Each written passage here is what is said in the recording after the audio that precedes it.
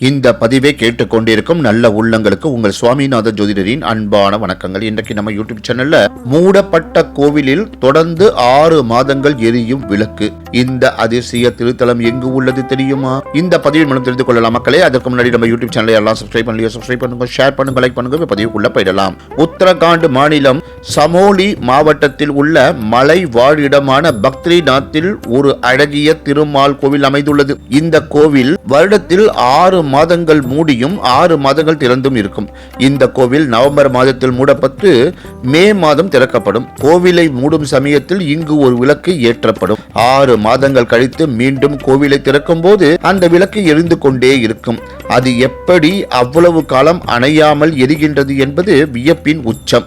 அத்தோடு கோவில் மூடப்படும் போது இறைவனுக்கு சார்த்தப்பட்ட பூக்களும் அப்படியே வாடாமல் 6 மாதங்கள் வரை இருக்கின்றன. இந்த அற்புதத்தை கண்டு பல ஆராய்ச்சியாளர்களும் வியந்து போயுள்ளனர். இது ஏதோ 1-2 ஆண்டுகளாக நடக்கவில்லை, 1000 ஆண்டுகளுக்கு மேலாக இப்படிதான் இங்கு நடக்கின்றது என்று கூறி இந்த சிறப்பான ஆன்மீக பதிவை நிறைவு செய்கிறேன். நன்றி, வணக்கம், வாழ்க வளமுடன்.